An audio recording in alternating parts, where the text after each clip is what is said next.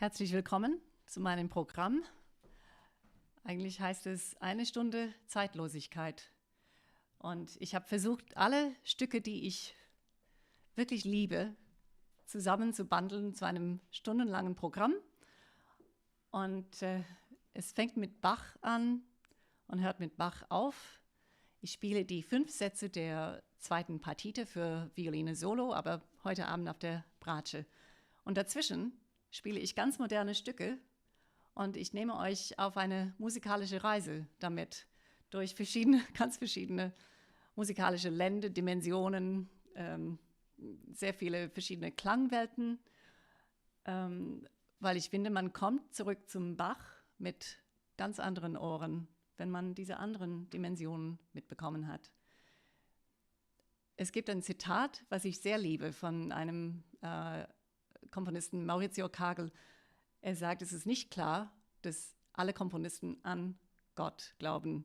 An Bach glauben sie aber alle. Also ich wünsche viel Vergnügen und die Titel der jeweiligen Stücke könnt ihr vielleicht aus den Programmnotizen entnehmen. Ja, ich wünsche uns viel Vergnügen.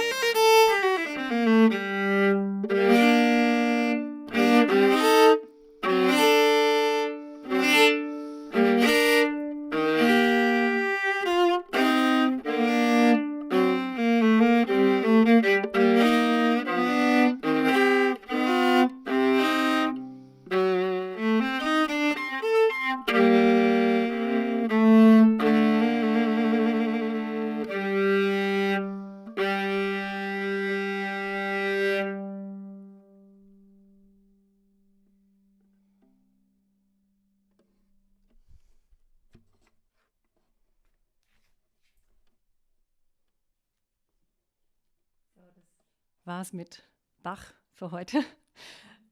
Ich hoffe, es hat euch gefallen. Also dieses Stück ist mir so lieb geworden. Ich habe herausgefunden neulich, dass die zweite Partita ungefähr in dieser Zeit, im Juli, vor 300 Jahren, fertig geschrieben wurde. Bach kam von einer Dienstreise zurück und fand seine erste heißgeliebte Frau, Maria Barbara, nicht nur ein bisschen malad, die war auch gestorben und begraben, ohne dass er was wusste. Und in seiner tiefen Trauer hat er die großartige Chaconne geschrieben. Also die anderen 4 Sätze von der Partita waren schon fertig geschrieben, fertiggestellt. Und dann kam noch die Chaconne dazu. Und das ist so seine Liebe zu ihr. Und ja, also was wäre die Kunst ohne diese tiefe Trauer? Was wäre die Trauer ohne die Kunst? Oder? Also ich wünsche euch noch einen sehr schönen Abend oder Tag, wo ihr eben seid. Vielen Dank und danke an KOHI auch.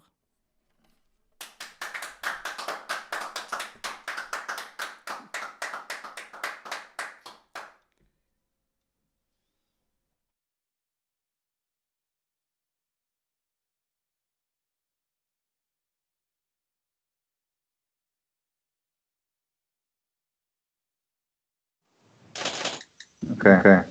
This is live. Okay. All right. Hi, guys. How's it going? Good. Greetings from KOHI.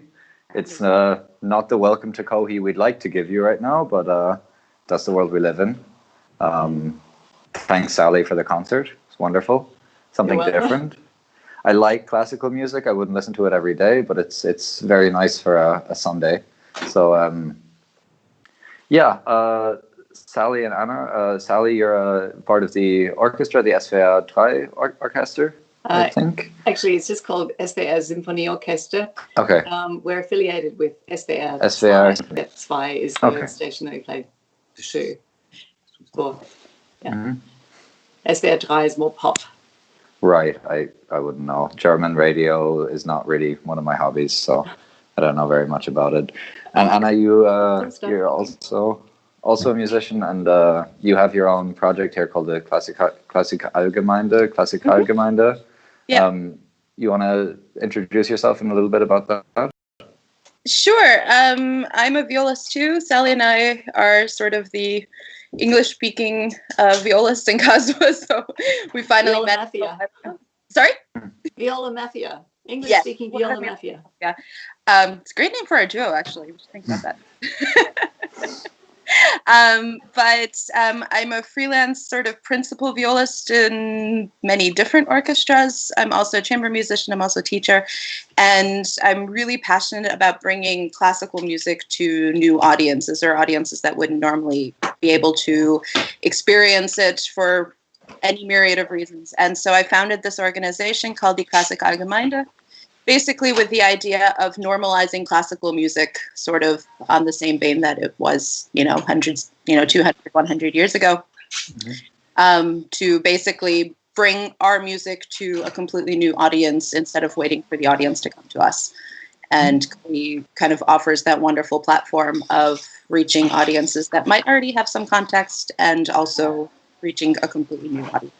I think Sally's program has been really well. Because on one hand, it is very technically difficult, as I can also attest to, but it is also so much sort of philosophy and emotion and characters that I think basically any person can relate to.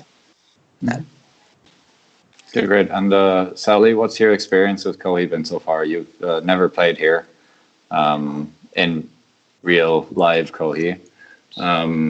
But have you been there as a guest? Do you know KOHI? Have you got anything to say about the venue itself? I know KOHI quite well because I live around the corner, and one of the organizers, Kirsten, and I were kindergarten mothers together. That means we cooked for our kids, and we cleaned the kindergarten together, and it's been, I don't know, that contact has sort of stayed. And I think KOHI as a concept is absolutely wonderful because it offers a variety of, it offers a space for a variety of cultural experiences. I've been to lots of pop, rock, soul, all sorts of performances there, and love the kind of intimate sort of atmosphere of it, especially with the very groovy globes. Yeah. Over Bach, Einer. Yeah, thanks to Reiner for those. Little touches. And my son was involved in the KOHI-Stream, the improvisational theatre, sort of like theatre sports, I guess, for years. So I got, we trudge along and watch theatre sports. So I know KOHI quite well. There was, we had an idea that I could do a performance there a couple of years ago, but I don't know, the person, as so often in life, the person who I was planning to perform something or other with moved to France, and we couldn't do it. So this has been a first off, and it was really, I love the way it came about. I was riding my bicycle up one street and nearly ran over Kirsten, and told her about a program that I was going to be performing in Vienna, and she said, well, if you're performing that in Vienna, maybe you could perform that in KOHI. And so that's sort of how it came about. So that's, I mean, for me, this whole program that I've put together is about, telling a musical story. So that's, I guess, one of the stories that are part of this interweaving of stories, that it was a sort of a happenstance, one of these lucky things that happened, that I bumped into Kirsten on one day. Mm-hmm. So that's my experience with KOHI. Have you got a favorite concert memory from KOHI, something that really stands out, or were they all so wonderful that you can't separate?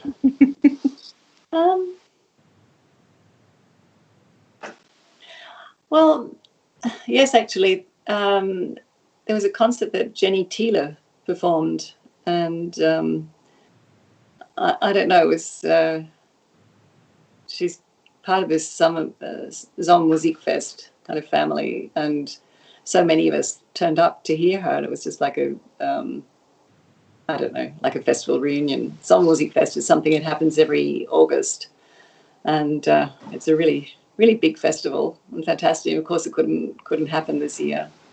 I don't know.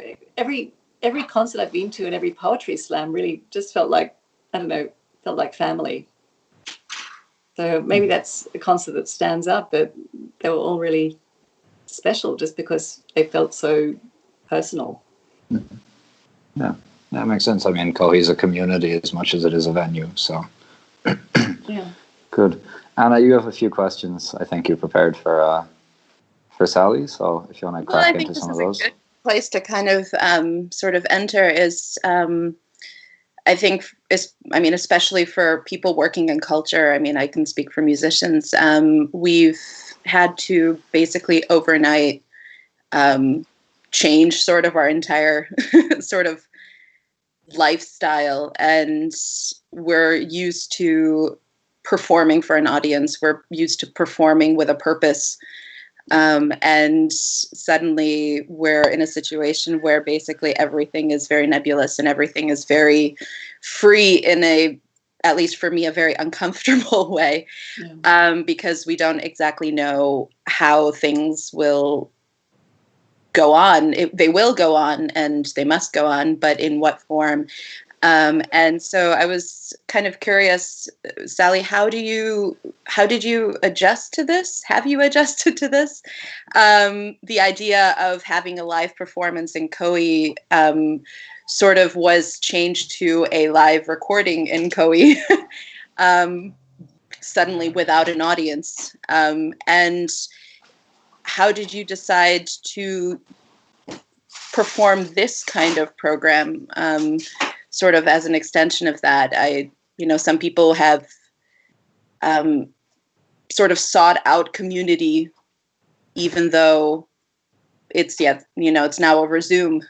So they do chamber music readings, virtually. And you have decided to take a different route to kind of get more introverted, to explore something maybe about yourself, maybe explore repertoire that you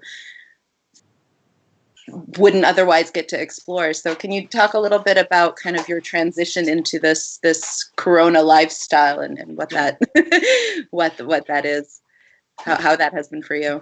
My coronial program, yeah. Yeah. It's hard to know where to start. I mean, when lockdown happened, we had a tour with the orchestra where we were supposed to play in Lucerne, we were supposed to play in Torino, we were supposed to play in Paris, as well as Madrid, Barcelona, and somewhere else. Vienna, of course, very important. So we played in, first of all, Lucerne got cancelled, and then Italy, Turin got cancelled. So I was just so admiring of our management because, I don't think they slept at all. They were just reorganizing, rerouting flights and train trips and everything for the entire orchestra with all of the, with all the instruments in, the instrument boxes and things. There's a lot of logistics involved. So Switzerland cancelled all their stuff. Italy, of course, cancelled all their stuff because they were so hard hit. We managed to play Vienna, and then we sort of hopped across to, we're supposed to play somewhere else in France as well. Anyway, long story short, we played in Barcelona and Madrid and got back to Paris, and then the whole orchestra was in Paris, and then the concert was cancelled. So I ended up in Vienna. I was planning to go to Vienna anyway for my partner's birthday, and just ended up staying there for 7 or 8 weeks. And I just thought, okay, this is a, you sort of hear about people baking sourdough from scratch, or learning to make banana bread, or, learning to dance the tango or something. And I just thought, what do I really want to do? I do yoga anyway. I had a plan that at some point I'd be performing these Bach movements with a girlfriend who is a Baroque dancer, and she'd do the proper Baroque steps, and I'd maybe perform with a Baroque bow, and we'd be Baroque duo. And but in order for that to happen, I'd need to learn these pieces off by heart. And I don't know, the idea kind of grew. I accompanied a poetry reading several years ago. My friend Johann in Berlin writes fabulous poetry. And so he'd read the poetry, and then I'd match the poems with repertoire. And I found that stylistically, you can match Baroque music with really modern music. I don't quite understand why that is, but I find that's always successful. There is something really personal about Baroque music, which is also in a lot of avant-garde music. Well, I think a lot of modern composers are also kind of inspired by Baroque music more than, you would hear, Hindemith talking a lot about Bach. Yeah. It's sort of a structural inspiration, motivation. I don't know how many, there are of course some, but I don't hear as often from contemporary composers. I was inspired by Brahms to, write my piece for 20, timpani, or, so I think there is some kind of lineage there. Oh, there's, I always quote this, I hope it's not too boring, but Kagel, who was he died in the 21st century, actually, Argentinian composer, he says of Bach, it's not clear that all composers believe in God. In Bach, however, they all believe. I think that speaks volumes. And it's funny how often you hear like a Baroque kind of bass line in rock music or in pop music. And I don't get that so much. I don't hear so much music from the classical era as from the Baroque era. I think there is something wonderfully universal about that. And I just find the contrast, Baroque, avant-garde, it's not all avant-garde, the stuff that I'm playing. I just find that I come back to Bach for me personally, and I hear Bach with fresh ears. It's I appreciate it even more. It has There's always something new to discover. Yeah, it has a timeless robustness. And then how did you, was it conscious that you wanted to play by yourself in this whole program? Would you ever consider maybe playing with other people, or how did you really settle on this very kind of, as you call this, an hour of timelessness? But it's a very intimate moment. It's I would always consider this program like an hour of private meditation in a way. And the listener is sort of eavesdropping a little bit on your process. Yeah, that's very, very zen. I have my moments. It was more, well, yeah, speaking of zen, it was really like these pieces kind of turned up, and the draw, whatever I was able to grab and put in the suitcase on my way out the door to Vienna once lockdown was announced. So I sort of sorted through these pieces and found pieces that I knew I loved to play, that spoke to me personally, or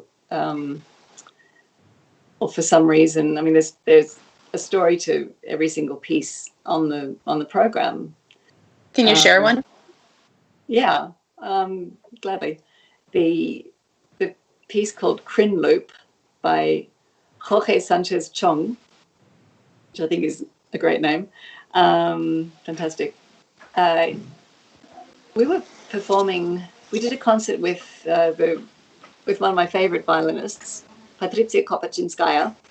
She came out after the performance and performed this piece, the second last piece on the program, and I just thought it was fabulous. It was, shouting syllables and doing all these funky effects on the violin. And I bumped into her backstage on the, when she was coming off stage that way, and I was coming off stage this way, and I said, "What was that piece? I have to play it." And she said, "Here, I give you notes." And so I took these, it was sort of a sacred moment. I took this music home and started practicing. And of course, my kids come in, they're going, "Mum, what are you doing?" "Mum, do we need to call someone?" And that's great, because it always lightens up a performance. I mean, usually the audience is in stitches, and I've actually had to finish halfway through more than once because I was laughing as well. But I think it's a great piece. I mean, the whole program, it's more about, for me, showing what's possible on the viola, or what's possible musically, how diverse the classical world is. Like, one thing I cannot stand is when people say, "Oh, I just don't like classical music." It's like, what? What have you heard that you didn't like? Because it's so, like, the difference between Bach and Beethoven, and then you go to someone like Stravinsky, and it's all in this box called classical music, but it all is all so diverse.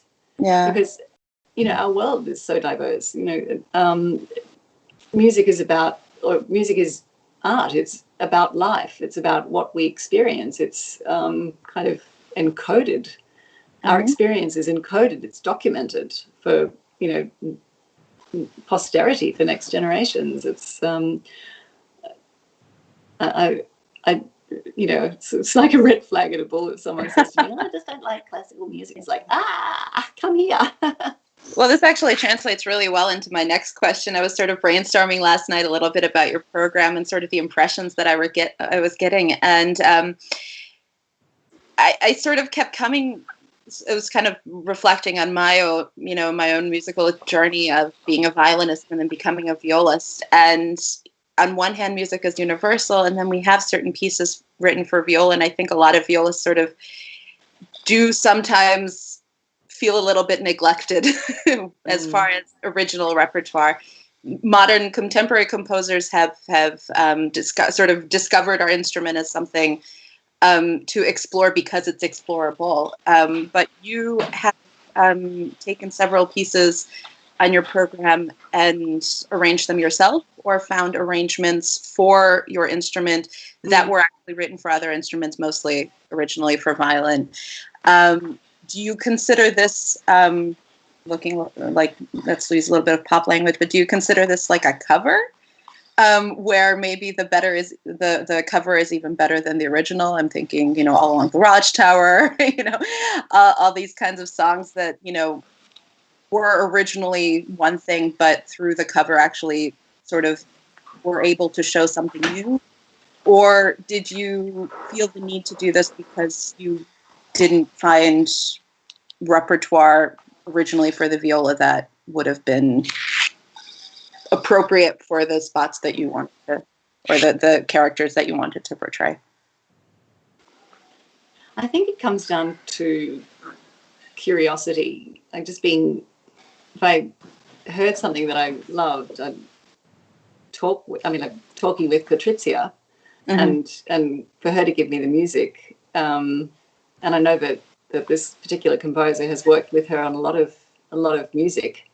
And it feels like it's only I've only heard of her performing his stuff, but I don't know.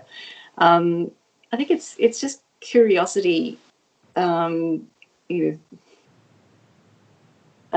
as I said, it's like a Zen thing that all these pieces came to me. I got to spend quite a bit of time with Elena Kats-Chernin.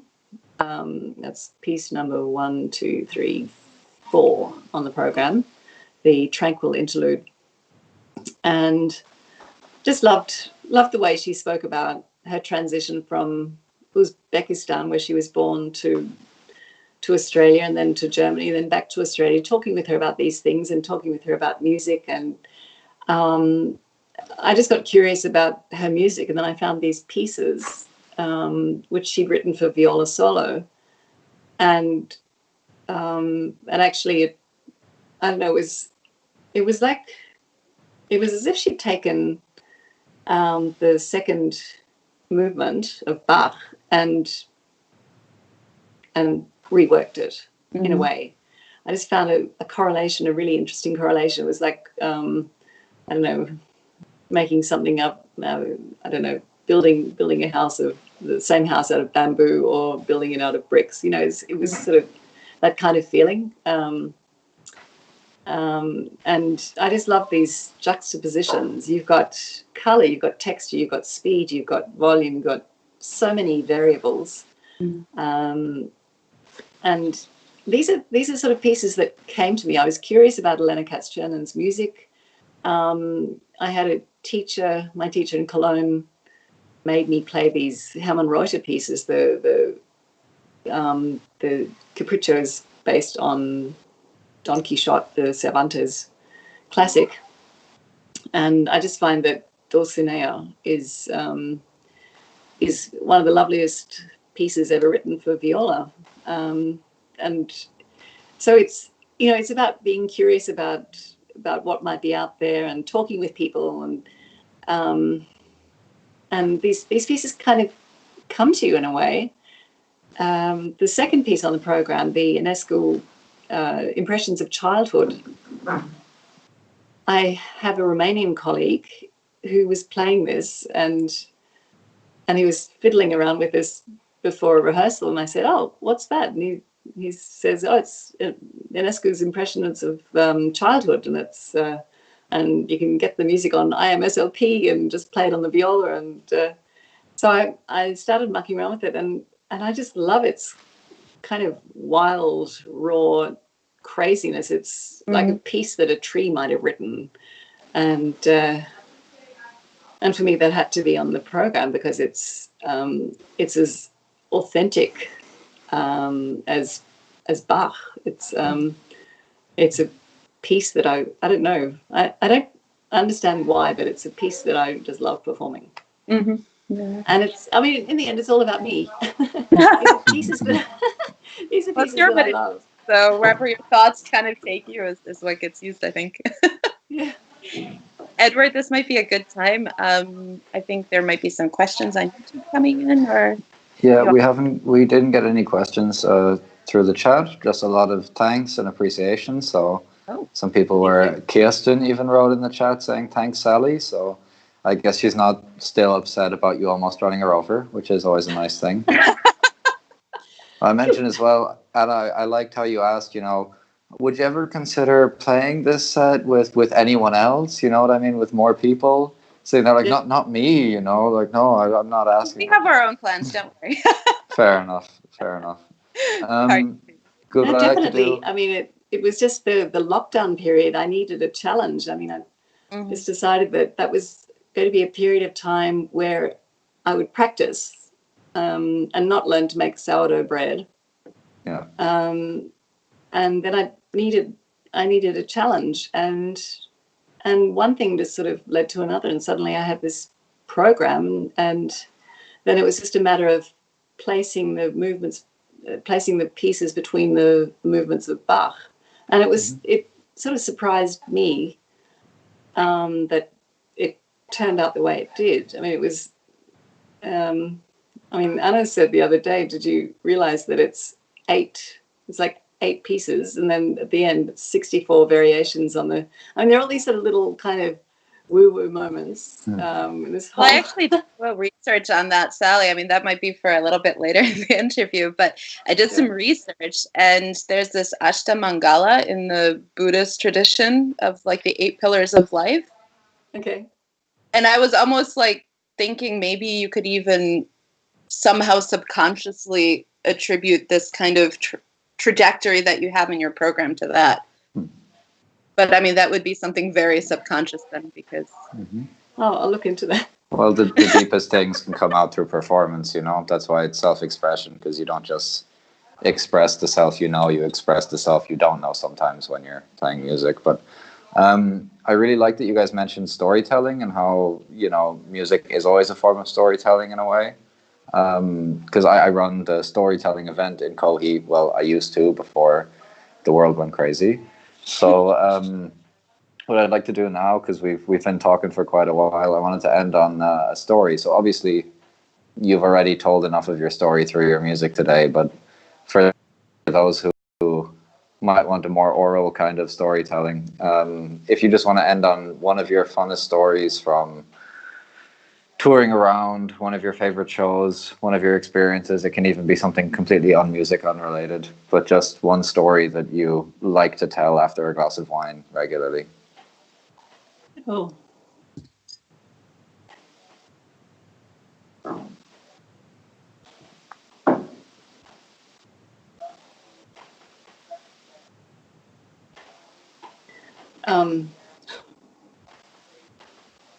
That's yeah.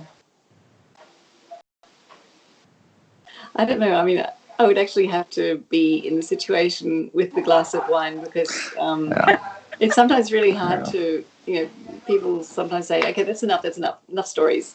I mean, my little thing on my quote on my Facebook profile is actually, scientists have told us that we are made up of atoms, but a little bird told me we are made up of stories. And I think that's I think that's all I can offer right now. I don't know. No, that's beautiful. That's really nice. Blank. Oh, don't worry about it. Oh, yeah. Story. My when I was performing the this is when I first thought I might learn the second partita of Bach, and I played the jig for the kindergarten that Kirsten and I both had children at, and I had one of the, just because music, there was a page turn in this piece, and I had one of the kindy kids who'd actually started playing violin. I had her lined up to turn the page, and so she was standing there sweating that she was going to miss the page turn, and I said, it's going to be obvious. I'll go like this, and I'll look at you meaningfully, and you'll know when to turn the page. So she's standing there, sort of holding the page, and she's ready to go, and I'm playing furiously. The jig's quite, you know, it takes a bit of concentration, and I'm just about to nod meaningfully at her, and my son comes running past. I don't know where he'd come from, but he came running through like an arrow and turned 3 pages and ran off again. So it was just so random and so funny. And he was all of, what was he, 5 years old at the time. Yeah, that's the only story that I can think of telling right now. Or is the page turning? Oh God. I mean, actually, that's a real sort of open sesame page turning for musicians. That always brings out some amazing stories. I actually had a festival once, and I was asked to turn pages, and the pianist, for whatever reason, he had everything on single-sided copies, not bound. Oh. And we were up on a hill and some vineyards, and because it was a hot day, they had the glass doors open. And so I was sitting there the whole time with two hands. And somehow we made it from beginning to end. I don't even remember what the piece was, but I don't think I've had so many heart attacks in a concert as that. And you were only page turning. I was on the page turning. That's funny. For some reason, somehow they had gotten wind of the fact that I had done a lot of page turning when I was in music school.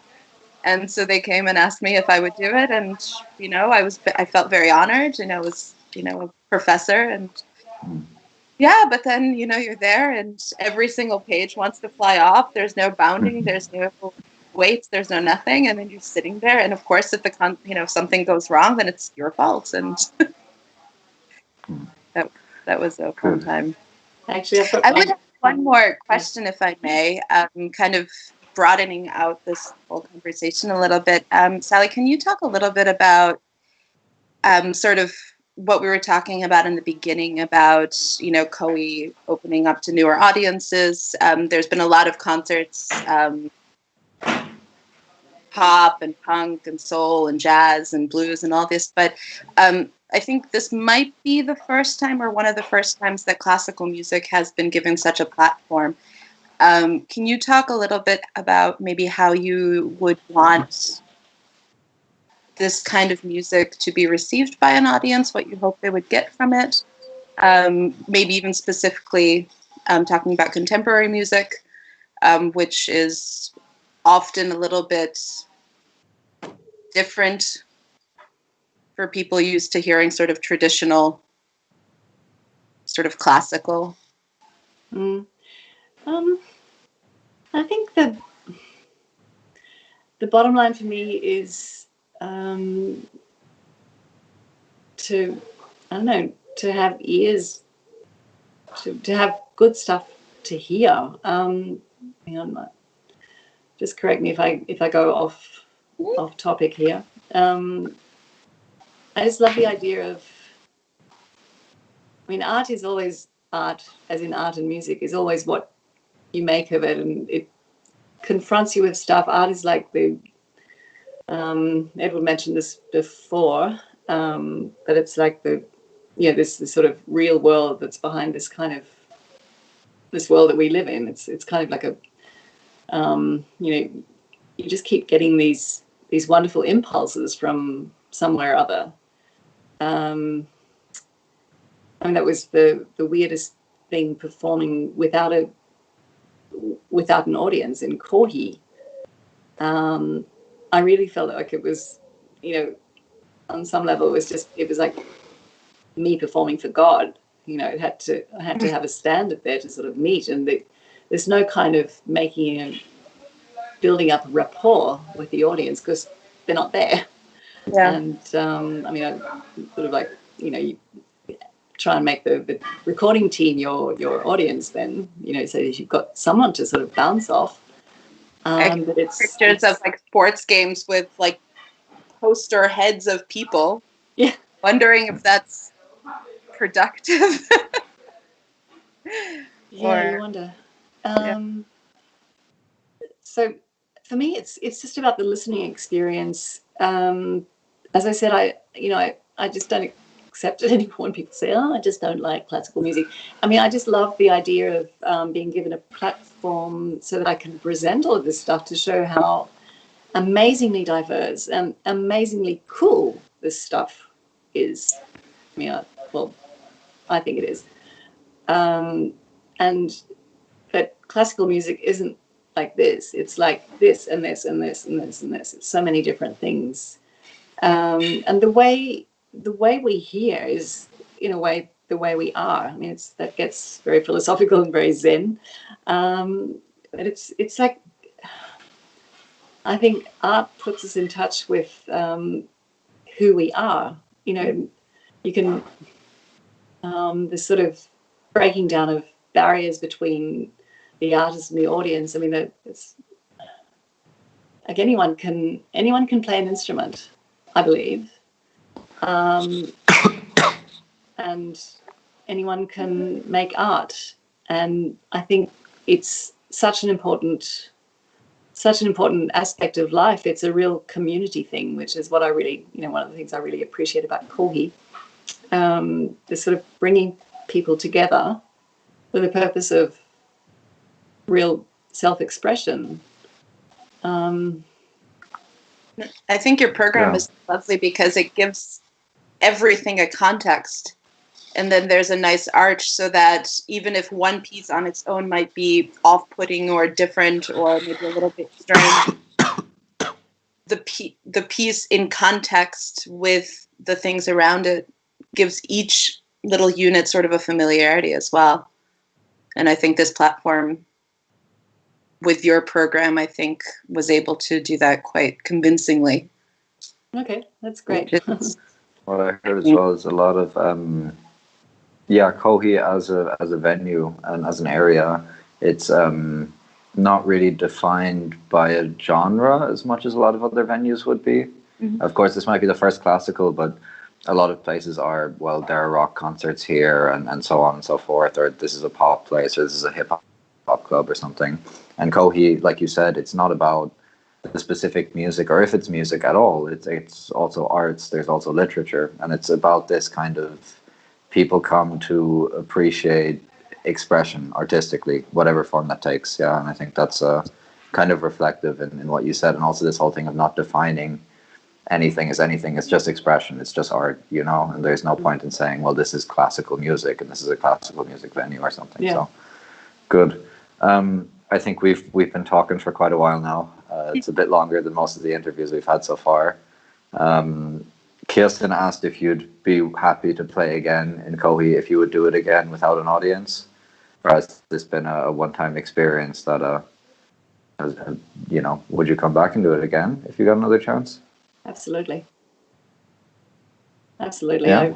Then Corona time is really interesting for exploring other ways of reaching people. Mm-hmm. And I don't know, it's sort of strange. I have no idea how many people in the end will have seen this concert. Mm-hmm.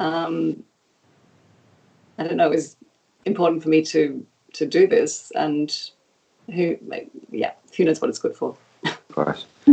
Well, good then. Maybe we'll end up talking to each other again. Otherwise, a huge thanks to KOHI for both of you for being involved in this. It was a wonderful evening. Thanks to all the audience, even if they were probably just too speechless from the music to ask many questions. A nice Sunday to both of you, and thanks again. And everyone support KOHI if you can. It's really important to support the venues and also when Klassik Allgemeinde is back in action doing regular events, then all right. Well, thank you guys. Thank you so much. Thanks, Anna. Thanks, Edward. Have a good night, everybody. Yeah. Bye. Take care. Stay healthy and safe.